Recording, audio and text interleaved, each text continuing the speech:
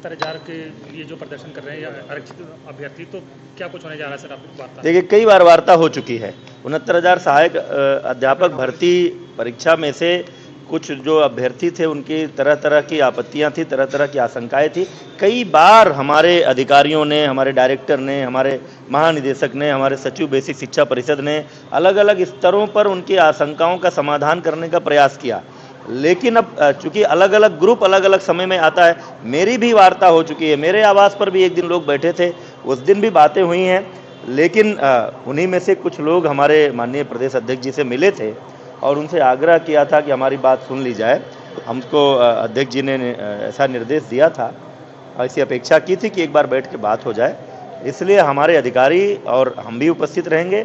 उन अभ्यर्थियों के एक प्रतिनिधिमंडल को हमने यहाँ बुलाया है। उनकी जो आशंकाएं होंगी, उन आशंकाओं पर हमारे सभी अधिकारी अपना पक्ष रखेंगे और उनके प्रश्नों का उत्तर देंगे। सर, आप कह रहे हैं कि पहले से ही कोई उसमें गड़बड़ी नहीं हुई, सारी निष्पक्ष हुई, तो इसका मतलब कोई गड़बड़ी नहीं हुई है। पूरी भर्ती प्रक्रिया में किसी आरक्षण के उपबंध को लेकर के कोई गड़बड़ी नहीं हुई है। जो हमारी संवैधानिक व्यवस्था है, जो उत्तर प्रदेश सरकार के समय समय पर कार्मिक विभाग के जारी नियम कानून है, उन सारे कानूनों का पालन करते हुए भर्ती हुई है। लेकिन अगर कुछ लोगों को उसको लेकर आशंका है, उनके मन में कुछ सवाल हैं, तो हमारी सरकार संवाद को पसंद करती है।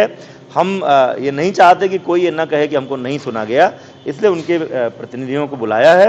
हमारे सारे अधिकारी उनकी आशंकाओं का समाधान करेंगे। आपके पास से लग रहा है कि कोई आरक्षण की बात हुई सर, उससे कम हमको आरक्षण। अब ये अभी अभ्यर्थियों का प्रतिनिधिमंडल और हमारे अधिकारी वार्ता कर लेंगे और मुझे विश्वास है कि वो संतुष्ट होंगे कि कोई सरकार ऐसा कर ही नहीं सकती है।